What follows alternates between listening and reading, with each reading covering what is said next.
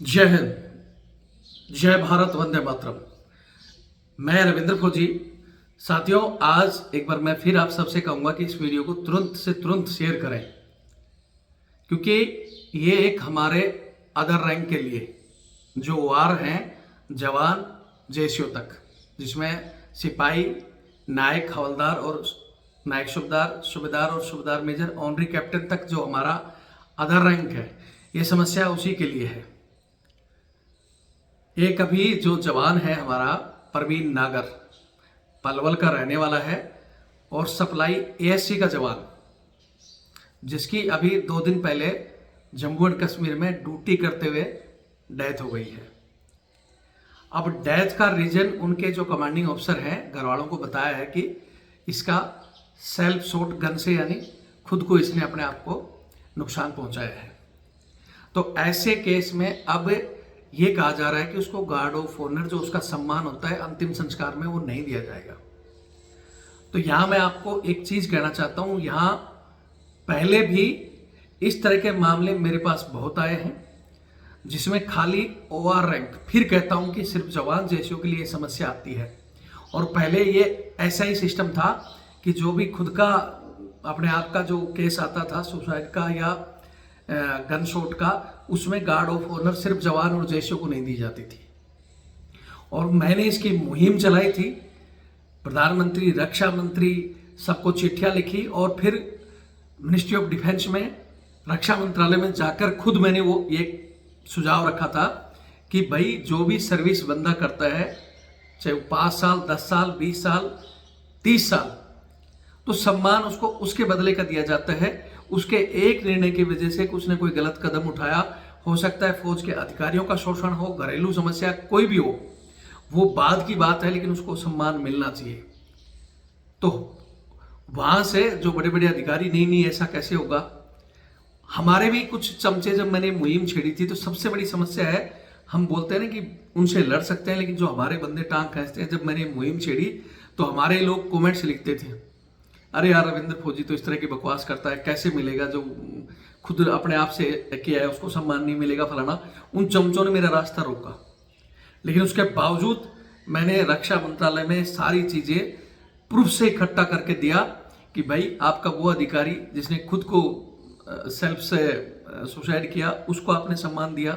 ऐसे बहुत से केस मैंने गिनाए और उन केसों के बाद कहा कि या तो आप इसको डिक्लेयर करो, नहीं तो हम कोर्ट में तो जाएंगे और इसके लिए आंदोलन भी करेंगे।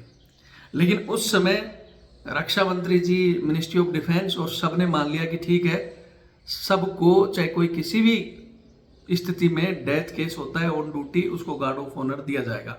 और तब से लगातार आप देख रहे होंगे, आपके क्षेत्र में कहीं भी चाहे किसी भी एंगल का केस आया हो, उन सबको गार्ड ऑफ ऑनर मिला है। ताजा उदाहरण अभी राजस्थान का, जिसमें एक जवान, उसकी वाइफ और उसके 2 बच्चों का एक साथ, पूरे परिवार का अपने ही घर में ऑन ड्यूटी पर केस आया, उनको भी मिला।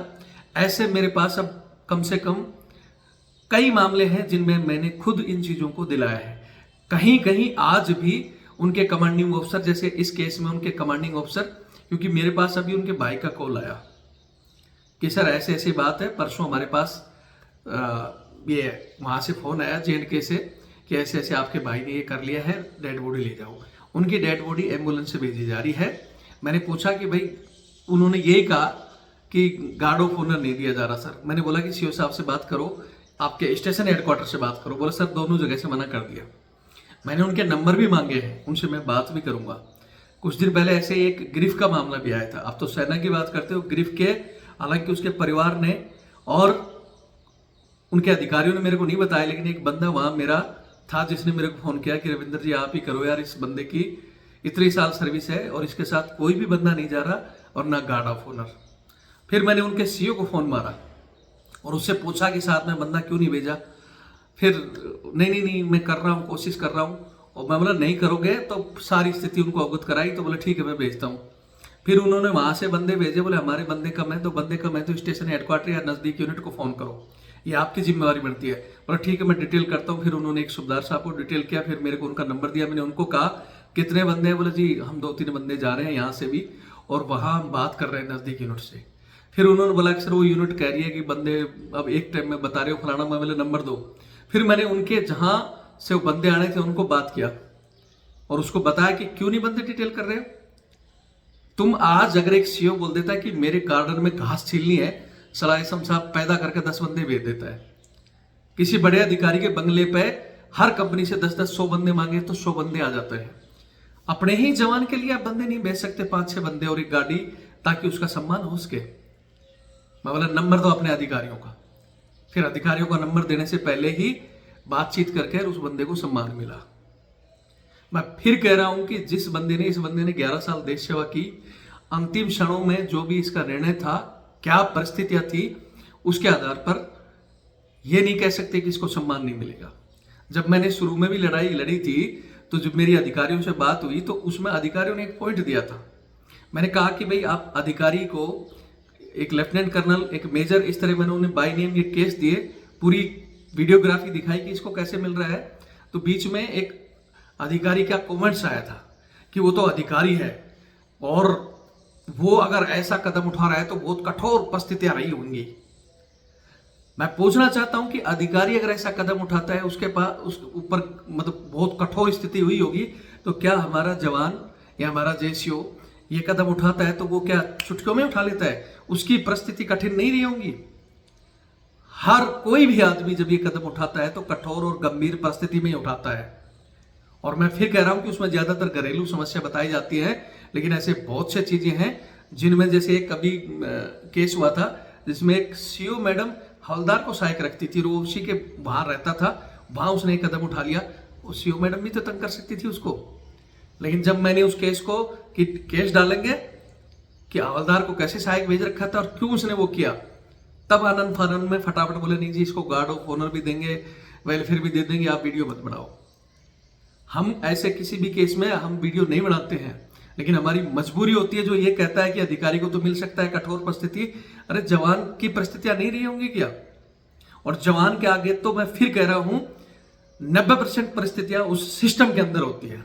सिस्टम उसको परेशान करता है। मेरे पास बहुत से ऐसे केस आते हैं, खासकर फैमिली डिस्ट्रीब्यूट को लेकर इतने केस चल रहे हैं जिसमें साहब सीईओ साहब टॉर्चर कर रहा है, ये कर रहा है मेंटेनेंस के लिए। मैं खुद जवानों को समझाता हूं कि ठीक है आपने शादी की है, मेंटेनेंस के लिए आपको देना ही पड़ेगा, नियम कानून को फॉलो करना ही पड़ेगा, और तरीका बताते हैं। लेकिन कुछ अधिकारी तरीका नहीं बताकर उसको सीधा टॉर्चर, गाली गलौज, धमकी, घर भेज देंगे, इतना डिप्रेशन में ला देते हैं कि वो डिप्रेशन का शिकार होकर एक कदम उठाता है। इसके अलावा भी मैं फिर कहता हूं कि चाहे घरेलू समस्या रही हो, चाहे सिस्टम के अंदर की कमियां रही हो, किसी भी बंदे को ऐसा कदम नहीं उठाना चाहिए। लड़ने के लिए मैं कई बार अपने बंदों को मेरा खुद नंबर दिया हूं। मैं खुद कहता हूं ये चैनल से जुड़कर रहो। अरे वो जवान की मजबूरी है, उनके परिवार जुड़कर रहे, कोई समस्या है मेरे तक तो मैं उसको सोल्व करता हूं, चाहे मेरा कितना भी कुछ भी समय बर्बाद हो, चाहे मेरा सब कुछ लग जाए, लेकिन मैं अपना 100% देता हूं कि उसमें सुधार हो जाए। और ऐसे बहुत से बंदों को मैंने इस कदम को उठाने के लिए रोका है, उनको नौकरी छोड़ने वालों को रोका है कि लड़ो, भागो मत। लेकिन अधिकारी उसको इस प्रकार टॉर्चर करते हैं कि ऐसा कदम उठा लेता है, फिर वो बात तो दबा दी जाती है, घरेलू समस्या को दिखाकर ही कर देता है। मैं फिर कह रहा हूं कि घरेलू समस्या भी हो सकती है और भी कोई कारण हो सकते हैं, लेकिन किसी भी एंगल में मैं ये चीज कह सका हूं कि हमारे हायर अथॉरिटीज ने हमें ये वादा किया था कि हाँ उसको अंतिम संस्कार में गार्ड ऑफ ऑनर मिलेगा। मैं फिर कह रहा हूं कि मैंने उस समय एक ही, घर वालों को चिंता होती है पैसे की, पता नहीं किस किस चीज की, जैसे किसी भी केस में सीईओ धमका देता है कुछ नहीं मिलेगा, ये करोगे तो वो नहीं करेगा। यहाँ आपने देखा था हमारे यहाँ राजस्थान में एक केस हुआ था, उसमें 2 दिन धरने पर मैं बैठा रहा था। ठीक है 2 दिन में धरने पर बैठा रहा, लास्ट में उसके घर वालों पर इतना दबाव बनाया गया, आर्मी के 2 सीईओ साहब आए और भी अधिकारी आए, और उनको सबको, जनता को, क्यों अधिक पुलिस और फौज देखते जनता भागने लगी। एक रविंद्र फौजी था जो बोला कि लठ मारो, गोली मारो, लेकिन मैं खड़ा रहूंगा, मुझे जवाब चाहिए। फिर मेरे को उन्होंने साइड में बुला के, यार आप इतना क्यों कर रहे हो, आपका कोई परिवार है क्या? हर एक जवान, हर एक जेसीओ, हर एक सेना का, चाहे वो अधिकारी हो, कोई भी हो, सेना, पैरामिलिट्री फोर्स, पुलिस फोर्स, किसी का भी जवान हो, भाई है मेरा, और मैं लड़ूंगा उसके लिए। मैं लड़ा, वहां मेरे ऊपर केस भी दर्ज हुआ, लेकिन उसके बाद तीसरे दिन उसकी बॉडी वहां रखी रही और उसको अंतिम संस्कार गार्ड ऑफ ऑनर से हुआ, गाड़ी आई, सब कुछ आया। मेरे उस चैनल में वो वीडियो पड़े हुए थे। ऐसे ही चीजों की वजह से मेरा वो चैनल बैन हुआ, कोई दिक्कत नहीं, एक बैन हो गया, दूसरा खोल लिया, केस सुप्रीम कोर्ट में चल रहा है, लेकिन फिर भी लड़ रहा हूं मैं। किसी के साथ भी कोई भी स्थिति पैदा हो सकती है, लेकिन फौज में जो हमें सिखलाया गया है, हमारे कोई नहीं अधिकारियों ने ट्रेनिंग दी है कि आपके साथी, आपका भाई, आपका परिवार से पहले आता है, तो क्यों ना इनके लिए लड़ूं। क्या मैं गलत हूं या सही हूं? उन चमचों से कहना चाहता हूं कि उंगली करते हो तुम कमेंट्स की गलत के लिए भी, ये गलत के लिए नहीं, ये सही के लिए है। मैंने कभी ये डिमांड नहीं की भाई इसको ये मिले, फलाना मिले, वो बात की बात है, परिवार लड़े, कोर्ट में जाए, लेकिन जिस बंदे का अगर आप ये कर कर उसको लावारिस की तरह छोड़ देते हो कि नहीं इसका एक नॉर्मल व्यक्ति की तरह अंतिम संस्कार कर दो, वो रिपीट नहीं हो सकता। बहुत से लोग कहते हैं ना, जैसे अभी मेरे पास एक ऑनरी बड़ा केस आया हुआ है, मैंने कितने वकीलों से क्रिकेट से बात की, अरे बोले टेंशन क्यों करते हो, तो जीत जाएगा। जो मैंने बताया ना कि एक लेफ्टिनेंट कर्नल ने सूबेदार साहब को गाड़ियां भी दी, 26 जनवरी का उनका रैंक आया हुआ, नहीं लगाया, 15 अगस्त को ऑनरी आनी थी, नहीं लगाया, अब वो सूबेदार में ही जा रहा है। लेकिन उसका चलो हम कोर्ट में कर लेंगे, जीत जाएगा, उनको रैंक और बेनिफिट मिल जाएगा। लेकिन 26 जनवरी से 15 अगस्त तक वो अपने यूनिट में कंधे पर स्टार लगाकर चलते, कितने जवानों को मोटिवेशन मिलता, वो मोटिवेशन खड्डे में डाल दिया आपने एक लेडी सीओ की वजह से। मैं फिर कह रहा हूं कि जो चीजें हो सकती है वो रिपीट नहीं होने वाली, चलो इसमें तो मिल जाएगा, लेकिन क्या किसी बंदे का अंतिम संस्कार अगर वो बाद में कोर्ट ऑफ इंक्वायरी में या किसी भी उसमें सही पाया जाए कि भाई इसकी गलती नहीं थी, परिस्थिति ऐसी थी, तो क्या आप उसको रिटेक कर सकते हो? ये रिटेक होने वाली चीजें नहीं है। जो सम्मान है वो मिलना चाहिए किसी भी एंगल से। जिस बंदे ने चाहे 5 दिन ही देश सेवा की, अभी ऐसे बीच में अग्निवीरों के भी कुछ केस आए थे जिसमें बोले अरे तो अग्निवीर था और ये इसने ऐसे कर लिया, मैंने उनको भी सम्मान दिलाया है। जिसने फौज ज्वाइन कर ली, एक दिन जिसने सहन कर दिया, वो यही सहन करके जाता है कि इस देश के लिए मैं हंसते हंसते सीने पर गोली खाऊंगा। फ्रंट लाइन में खड़े होने वाला वो जवान जो सीना चौड़ा करके छाती पर अपना वो लेता है, उसी के साथ इतना जुल्म, अन्याय, अत्याचार क्यों? और मैं फिर कहना चाहता हूं कि अन्याय अत्याचार में ये जो ब्रिटिश माइंडेड अधिकारी हैं, चाहे किसी भी फोर्स के हैं, उनसे रविंद्र फौजी लड़ सकता है, लेकिन हमारे बंदे जो हमारी टांग खींचते ना, जो खुद सारे बूट पुलिस और कुत्ता घुमा के आए हैं, वो टांगे खींचते हैं। अगर वो ना होते तो आज तक इतिहास गवाह है, बहुत चीजें पलट देता रविंद्र फौजी, लेकिन हर साइड से हमें वो दबा रहे हैं। ऐसी बात नहीं सभी गलत है, बहुत अच्छे अधिकारियों ने अग्निवीर योजना पर भी हमारा साथ दिया, कोर्ट तक हमारे साथ गए, और मामलों में भी बहुत से अधिकारी कहते हैं। तो इस मामले में मैं चाहता हूं कि अधिकारी कमेंट्स करें कि इस जवान को इसका सम्मान मिलना चाहिए या नहीं मिलना चाहिए। 11 साल की इसकी सर्विस को आप एक निर्णय से पलट देते हो। आप ये बताओ, अभी एक इंपॉर्टेंट केस मेरे पास बार बार फोन करते हैं, कारगिल की लड़ाई में एक टांडा फोर्स बनाई गई थी, किसकी? जम्मू कश्मीर के लोगों की, और उन्होंने सिर्फ लड़ाई में अपना योगदान दिया था। उसमें बहुत से बंदे सिविलियन थे बेचारे, लेकिन टांडा फोर्स बनाकर वो शहीद भी हो गए। आज वो अपने सम्मान के लिए लड़ रहे हैं। मैंने उनकी बात रक्षा मंत्री तक भी पहुंचाई। मैं बीच बीच में जाता हूं तो एक भाई इनको कुछ मिलना चाहिए, बोलते यार वो तो 1-2 दिन के लिए आए थे। उनके 1-2 दिन के उस निर्णय को भी आप बेनिफिट नहीं देते, और इधर 10-11 साल सर्विस, 20 साल सर्विस में एक दिन कोई कुछ कर दे तो बोले इसको सम्मान नहीं मिलेगा। ये भेदभाव बंद करो। और मैं फिर कह रहा हूं ये सब कुछ बंद हो सकता है। टांग खींचने वालों को आप लोग जवाब नहीं देते हो। बस रविंद्र फौजी की जिम्मेवारी है, रविंद्र फौजी जवाब दे, रविंद्र फौजी कोर्ट जाए, रविंद्र फौजी लट खाए, गोली खाए। अरे हम सब कुछ खा रहे हैं, कम से कम साथ तो दो। उस चैनल में 10 लाख लोग जुड़े थे, आज 15 महीने से 16 महीने से चैनल बंद है। चिल्ला चिल्ला के सिर्फ ये 39,000-40,000 लोग अब जुड़े हैं। इसकी संख्या भी नहीं बढ़ाते। अरे जिनके बच्चे फौज में हैं, जिनका परिवार है, किसी के साथ भी इस तरह की होती है, आप जुड़कर रहोगे। जैसे मेरे पास ये जुड़ा हुआ था सूचना, मैं कहता हूं शाम तक मैं पूरी कोशिश करूंगा और उसको सम्मान मिलेगा। और ये दूर का मामला है, अगर वो मेरे को समय रहते बताते तो मैं आज भी कोशिश करूंगा। अगर सम्मान नहीं हुआ तो पलवल पहुंचेंगे, लेकिन अगर उनके परिवार, सबसे बड़ा इसमें परिवार को तोड़ दिया जाता है। ये राजस्थान का जो केस हुआ था, हालांकि उसका परिवार भी मजबूत था, उसका भाई फौजी था, वो लड़ा, उसने मेरे को फोन किया, सर आप आ जाओ, मेरे साथ कोई नहीं है। रविंद्र फौजी खड़ा हुआ, 10,000 लोग इकट्ठे किए, 50,000 लोग इकट्ठे किए, तो अब धरना दिया। लेकिन उन्होंने अपनी रणनीति और दबाव से लोगों को धीरे धीरे हटाते रहे। लेकिन रविंद्र फौजी ने कहा कि चाहे गोली मार दो लेकिन हटूंगा नहीं, और उस बंदे को सम्मान दिलाया। इधर राजस्थान का केस है, आप मेरे उसमें लाइव वीडियो है, देख सकते हो, लेकिन वो चैनल बैन कर रखा है। और अभी भी जब पढ़ते हो, ऐसा कहीं भी होता है, अगर मेरे नज़दीक है, पहुंचने वाला है, उसका परिवार स्टैंड लेता है, तो चाहे पुलिस की, चाहे सेना की, किसी की भी गोली खानी पड़ेगी, रविंद्र फौजी खाएगा, लेकिन उस बंदे को सम्मान दिलाएगा। बाकी आप लोगों के कमेंट्स क्या हैं, आप लोग बताएं। मैं फिर कह रहा हूं कि सिर्फ ओवार्स रैंक के लिए, जैसे पहले होता था ना कि Indian and dog not allowed, आज भी उसी नज़र से, हमें कुत्ते की नज़र से देखा जा रहा है क्या? मरने में भी भेदभाव, हर साइड में मिलिट्री सर्विस इनको कम, मेडल जो एक समय में अंग्रेज ज्यादातर अंग्रेजों को रेशो उठा कर देख लो, जितनी भी लड़ाई हुई है ग्राउंड में लड़ने वाले को मेडल मिलते थे। जितने भी पुराने समय का आप देखोगे, कोई सा भी चक्कर है, सब कुछ था जवानों के लिए था। लेकिन आज धीरे धीरे जहां 90-95% ओआरएस रैंक है, उसका एक होता है तो 5% वाले अधिकारी का नाम होता है, बल्कि अधिकारियों का ज्यादा होने लग गया, ग्राउंड में मरने वालों का कम हो गया। ये कमी किसकी है? आपकी और हमारी, कि तुम लड़ने वाले का साथ नहीं देते हो, कानूनी चीजें झाड़ते हो। जब बंदे की डेथ हुई, आपने लिख दिया गन शॉट, लेकिन जब कोई भी चीज आप कहते हो कि बगैर कोर्ट ऑफ इंक्वायरी के हम फाइनल नहीं करेंगे, कोई बेनिफिट देना बात करते हो तो ठीक है इंक्वायरी बैठाएंगे, तो इस केस में आपने पहले क्यों कर दिया डिक्लेयर? कैसे डिक्लेयर कर दिया कि क्या हुआ है? और हो भी गया तो उसकी 11 साल सर्विस को दरकिनार कर दिया। परिवार को ये कि कुछ नहीं करोगे, चुपचाप कर दोगे तो मैं इसको बेनिफिट दे दूंगा। ऐसा होता है कभी? परिवारों को कहना चाहता हूं कि चुपचाप और गुमनामी में तुमने दे दिया, तुम बाद में कुछ भी लेते रहो, लेकिन उस बंदे की सर्विस के पीछे, जिसके पीछे ले रहे हो, उसका सम्मान सिर्फ वही है। अगर वो नहीं मिलेगा तो वो, उसकी आत्मा पूरे उनके परिवार ही नहीं, हर एक भारतवासी को बोलेगी कि तुमने क्या किया। तुम्हारे लिए 11 साल जिसने सीना चौड़ा करके लड़ाई लड़ी, तुम उसके लिए एक दिन नहीं लड़ सकते। तो मैं पलवल और उसके आसपास के लोगों को ये भेज रहा हूँ, परिवार को तोड़ा जा सकता है, लेकिन वहाँ जो एक्स सर्विसमैन संगठन है, जो लड़ना संगठन के नाम पर, सेना के नाम पर बनाकर बैठे हैं, या सेना के नाम पर जो भी पेज बनाकर बैठे हैं, इंस्टाग्राम, फेसबुक, यूट्यूब, जिसमें इंडियन आर्मी करते रहते हो, ये समय है उस बंदे को सम्मान दिलाने के लिए बोले। मेरा बस इतना ही कहना था।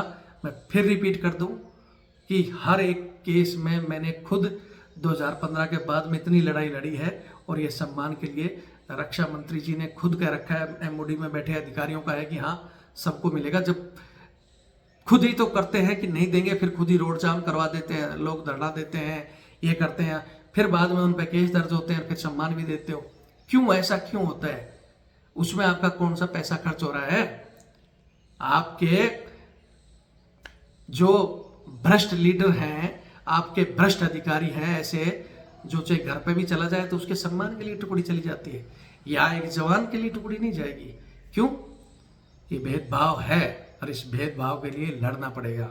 जो लड़ने वाले हैं, निडर हैं, वही हमारे से जुड़े, कायरों की हमें जरूरत भी नहीं है। बोलते हैं ना, जंगल में 10 शेर है, वो 10 शेर भी राज कर सकते हैं। तो हमारे पास ठीक है, वो 10 लाख की संख्या नहीं जुड़ रही, उनको डराया जा रहा है। हर एक जगह बोला जाता है रविंद्र फौजी से मत जुड़ो, रविंद्र फौजी का वीडियो मत देखो। क्यों? क्योंकि रविंद्र फौजी जवानों के हक की बात करता है, एमएसपी, ओआरओपी, इक्वलिटी की बात करता है कि ग्राउंड में लड़ने और मरने वाले को एक समान क्यों नहीं दिया जाता।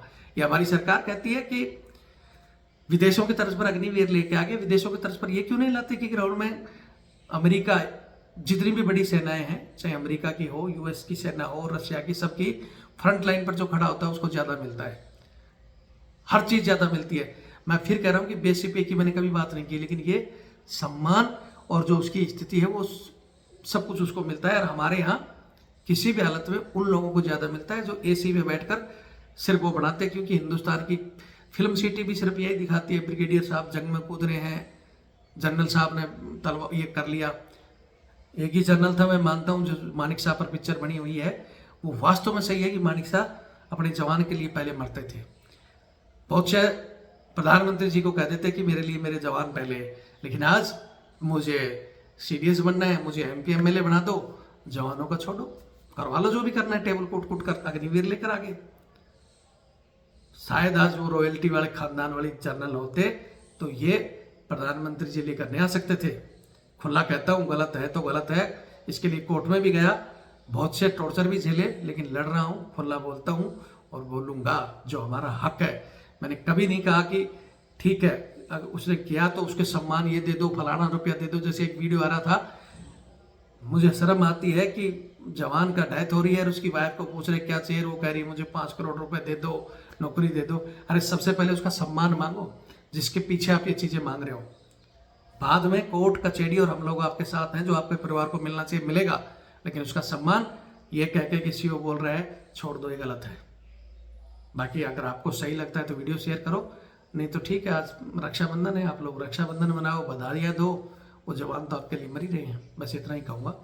जय हिंद, जय भारत, वंदे मातरम। अभी डिटेल नंबर मंगा रहा हूँ, बात करूँगा, बात करने के बाद जो स्थिति हो आपको बता दूंगा। मेरी जिम्मेवारी मैं निभाऊंगा, बाकी आप लोगों की मर्जी है। जय हिंद।